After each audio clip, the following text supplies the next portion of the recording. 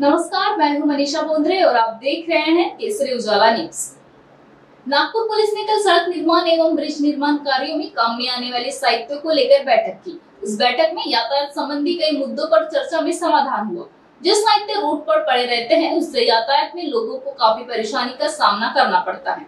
साथ ही कई बार बड़ी दुर्घटना भी घट जाती है, जिसको लेकर कल हुई बैठक में पुलिस अधीक्षक रविंद्र सिंघल ने जानकारी देते हुए बताया कि लोगों को इस वजह से यातायात में कोई परेशानी नहीं होगी और जल्द ही रोड कॉन्ट्रैक्टर्स के पड़े सामानों को खाली कर दिया जाएगा।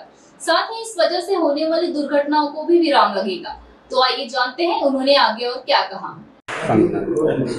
सध्या नागपूर शहरात मोठ्या प्रमाणाने काम चालू आहे आणि त्याच्यात जे कन्स्ट्रक्शनचे रोड कन्स्ट्रक्शनचे जे आहे फ्लायओव्हर्सचे जे काम आहे सगळ्यांचा आज आढावा घेण्यात आला आणि त्याच्यात आपण जे वेगवेगळी कंपनीज आहे कॉन्ट्रॅक्टर्स आहे त्यांचे रिप्रेझेंटेटिव्स हे सगळे आज इथे बोलण्यात आले होते आणि त्याच्यात त्यांना सूचना दिलेली आहे की त्यांचे ॲग्रीमेंटमध्ये जे जे अटी असतात ते सगळी अटी व्यवस्थितपणे त्यांनी पालन केलं पाहिजे। तसेच लोकांना त्याच्याबद्दल काम करण्याच्या अगोदर सूचना जे असतात ते सूचना दिली पाहिजे आणि कोणताही काम सुरू करण्याच्या अगोदर आमची परवानगी घेतली पाहिजे, जेणेकरून आम्ही लोकांना सांगू शकू किंवा आमचे अधिकारी तिथे लावू आणि पब्लिकला किंवा कोणालाही काही त्रास होणार नाही।